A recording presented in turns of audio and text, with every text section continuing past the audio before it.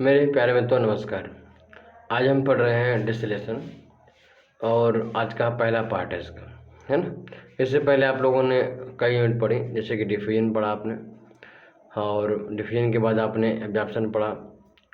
तो फाइनली हम पहुंच गए हैं डिस्टिलेशन पे। तो डिस्टिलेशन अपने आप में बहुत ही महत्वपूर्ण एक यूनिट है मास ट्रांसफ़र ऑपरेशन की, और वो तो आपको बता ही चुके हैं पहले कि मास ट्रांसफर ऑपरेशन कितनी महत्वपूर्ण सब्जेक्ट है।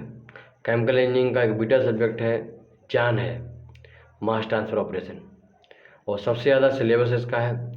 सबसे ज़्यादा हम इसमें मेहनत करेंगे आपके लिए, सबसे ज़्यादा न्यूमेरिकल अप्रोच के यहाँ फॉलो करेंगे, और इसकी फ़ीस भी इसलिए सबसे ज़्यादा रखी जाती है। तो अपने आप में एक बहुत ही अच्छी बात है कि आप मास ट्रांसफ़र ऑपरेशन पढ़ रहे हो और डिस्टिलेशन सीख रहे हो। मेरा ये वादा है आपसे कि डिस्टिलेशन में ऐसी कोई भी दिक्कत नहीं होगी जो आपकी हम सॉल्व नहीं कर देंगे, है ना। बहुत ही मज़ा आने वाला है आपको। तो हम स्टार्ट करते हैं डेफिनेशन ऑफ डिस्टिलेशन से, कि अगर कोई हमसे डिस्टिलेशन पूछता है कि what is the meaning of distillation, तो हम क्या बताएंगे। आइए देखते हैं। हटा लीजिए।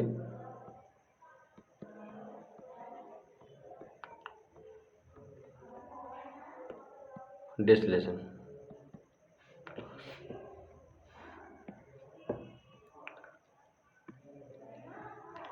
लिखिए,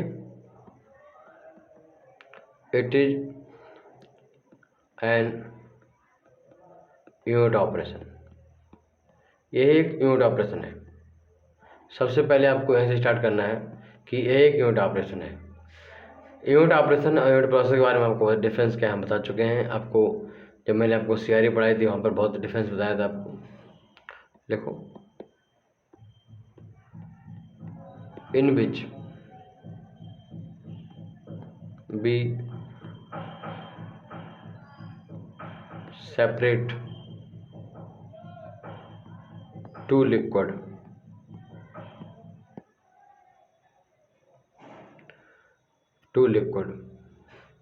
और लिख लो, ब्रैकेट में लिख लो,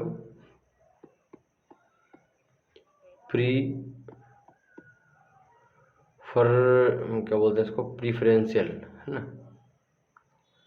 FERNTIAL, प्रीफरेंशियल मोर वोलाटाइल कंपोनेंट। आइए पूरा समझेंगे। ब्रैकेट बंद। By means of thermal energy,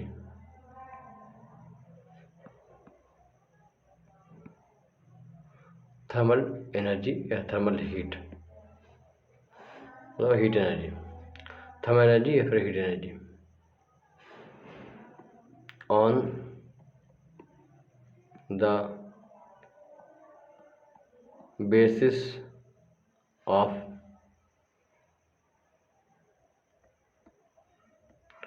their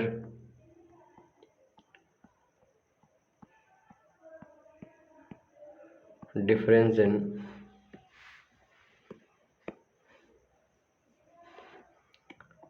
boiling point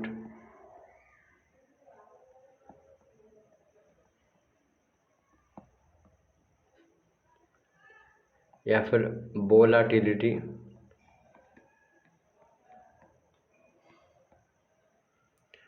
या फिर वेपर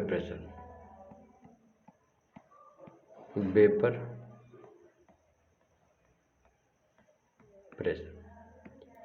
हम लोगों ने क्या सीखा? पहली बात तो हमने इस डिफरेंस देखा कि जो डिस्टिलेशन है वो एक यूनिट ऑपरेशन है। यानी डिस्टिलेशन में जब होता है तो वहाँ पर किसी भी प्रकार की कोई भी केमिकल रिएक्शन नहीं होती है। वो अलग बात है कि कई बार इंडस्ट्रियल डिस्टिलेशन होता है तो वहाँ पर कुछ कंपाउंड ऐसे होते हैं जो उस टेम्परेचर प्रेशर पर क्या करते हैं कि दूसरे कंडीशन में चेंज हो जाते हैं, तो वहाँ पर केमिकल रिएक्शन भी इन्वॉल्व हो जाती है। ठीक, बट बेसिकली अगर डेफिनेशन के बारे में बात करें, बेसिकली हमारे जो पर्पज जिसके बारे में बात करें, तो हम देखें तो डिस्टिलेशन में कहीं भी कोई भी रिएक्शन नहीं होती है। ठीक, तो डिस्टिलेशन जो होता है वो उसमें हम जो मानते हैं कि कोई जो कंपोनेंट होते हैं वो अलग अलग होते हैं, बट उनमें अलग होने के समय कोई भी रिएक्शन नहीं होती है और कोई भी नया कंपोनेंट नहीं बनता है। तो मैंने बोला कि it is an unit operation. फिर मैं आगे लिख रहा हूँ कि in which we separate two liquid. अगर हमारे पास दो लिक्विड हैं जैसे कि मेथनॉल और वाटर, ठीक, तो हमारे in which we separate two liquid, हमारे पास कोई दो लिक्विड हैं, ठीक, तो यहाँ पर हम क्या करते हैं, दो लिक्विड जो हैं उनको अलग अलग करते हैं, ठीक, उनको क्या करते हैं, अलग अलग करते हैं। जैसे देखिए हमारे पास एक जार है और इस जार में ये मेथनॉल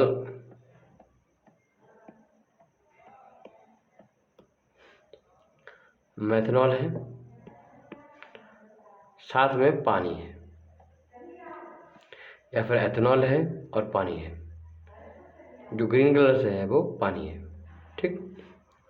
तो अगर मुझे इन ग्रीन कलर को अलग करना है और अलग अलग वाले कंपाउंड अलग करना है तो दोनों लिक्विड शेड में है, इनको अलग करने के लिए अगर हम यूज करेंगे तो हम किसका यूज करेंगे, तो सिंपली हम डिस्टिलेशन का यूज करेंगे। कोई जो लिक्विड है उनको अलग करना है तो उनको अलग करने के लिए हम क्या करेंगे, दो लिक्विड या फिर दो से ज़्यादा लिक्विड के मिक्सचर है उनको अलग करना है तो हम क्या करेंगे, हम सिंपल डिस्टिलेशन करेंगे। बट कंडीशन क्या है इसमें आगे लिखा है मैंने ब्रैकेट में कि प्रीफरेंशली मोर वोलेटाइल कंपोनेंट। होता क्या है, इसमें दो कंपोनेंट हैं। मैंने पहले बोला कि एक एथेनॉल है,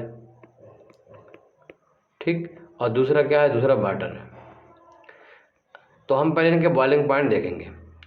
तो एथेनॉल का बॉइलिंग पॉइंट 78.4 मान लो इतना है, ठीक, और इसका है 100 डिग्री सेंटीग्रेड, किसका, वाटर का, ठीक है।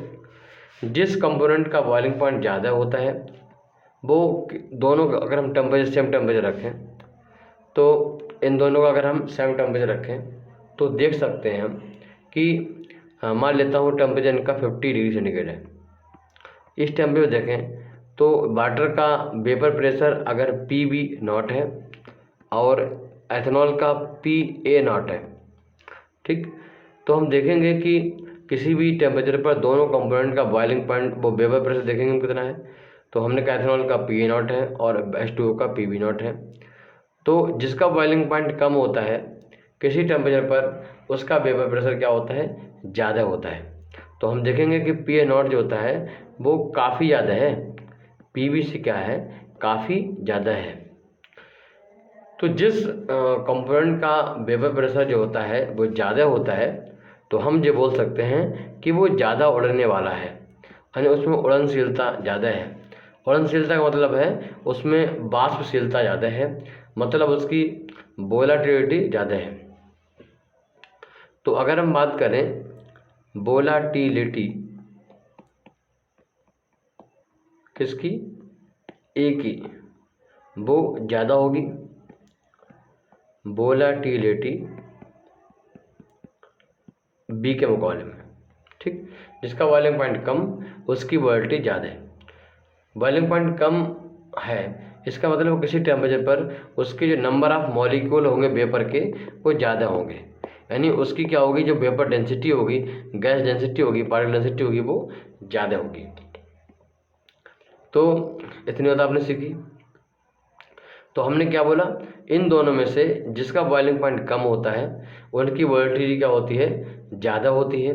और ज़्यादा होने की वजह से ही जो यहाँ पर जो ए है मतलब एथेनॉल है और बी है जो वाटर है, इस एथेनॉल ए को हम बोलते हैं मोर वोलेटाइल, क्योंकि इसकी वोलेटिलिटी क्या है, ज़्यादा है, मोर वोलेटाइल। और इसको क्या बोलते हैं, बी को, यानी वाटर को, लेस वोलेटाइल, जिसके बॉइलिंग पॉइंट ज़्यादा है। अगर बॉइलिंग पॉइंट बी का ज़्यादा है तो वो लेस वोलेटाइल होगा, अगर बॉइलिंग पॉइंट ए का कम है तो वो मोर वोलेटाइल कंपाउंड होगा। तो अगर हम इन दोनों को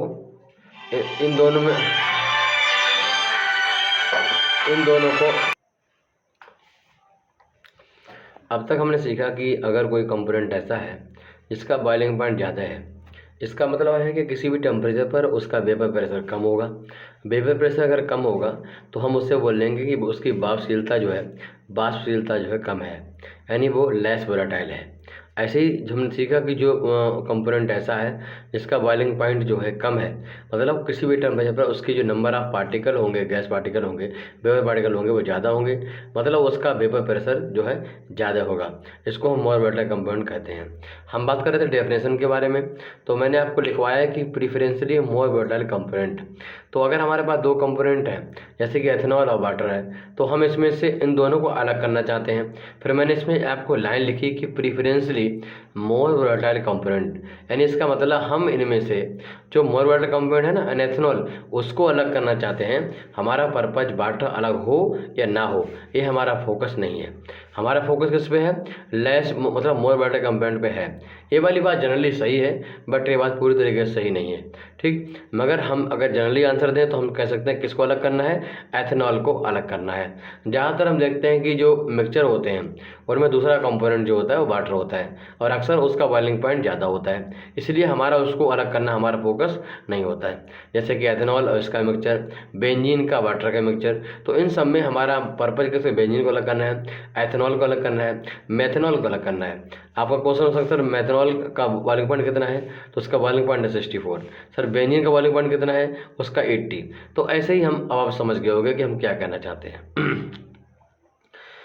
आगे डेफिनेशन में कह रहा है कि bye means of thermal energy, हम जो इन दोनों कंपोनेंट को सेपरेट कर रहे हैं तो उनको हम थर्मल एनर्जी के थ्रू अलग करना चाहते हैं।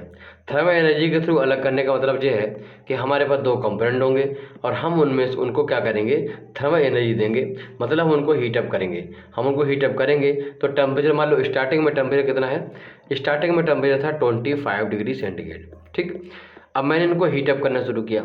जब इनको हीटअप करना शुरू करेंगे टेम्परेचर बढ़ेगा, टेम्परेचर बढ़ेगा। अभी मैंने एथेनॉल वाटर लिया हुआ है, टेम्परेचर बढ़ेगा 30, 35, 40, 45, 50, 55, 60, 65, 70, 73, 74, 75, 77, 78। 78 के बाद जैसे बढ़ेगा तो सबसे पहले एथेनॉल का मॉलिक्यूल क्या होंगे? ऊपर से निकलना शुरू हो जाएंगे।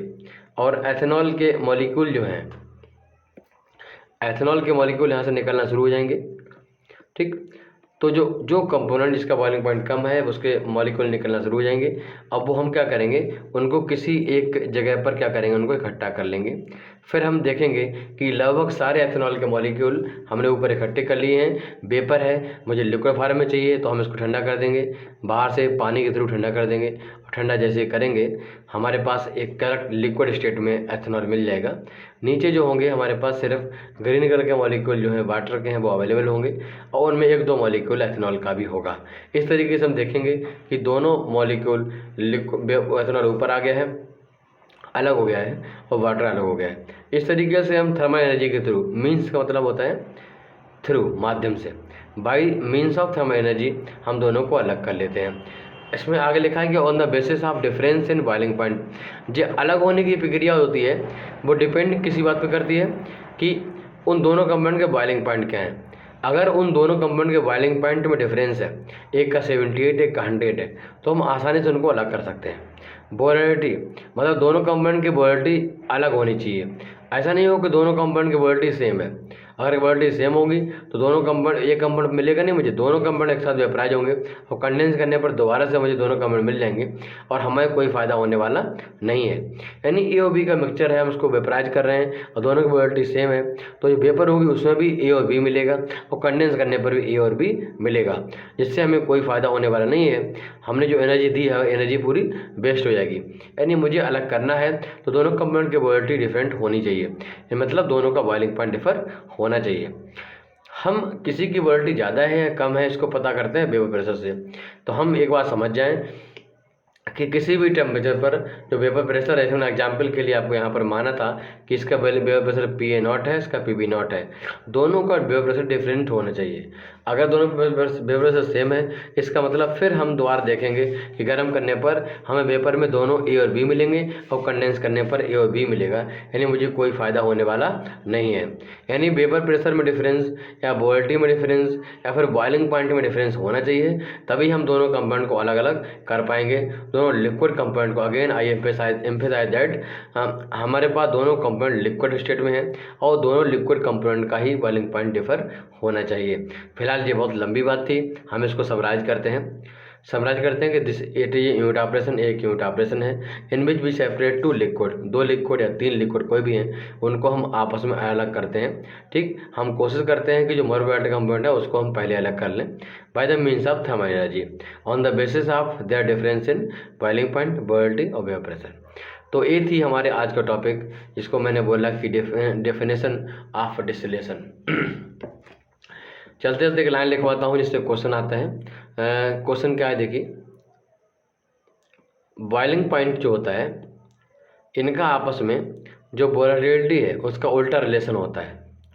अगर बॉइलिंग पॉइंट ज़्यादा है तो वोलेटिलिटी क्या होगी, कम होगी। ठीक, इसको आप याद कर लीजिए।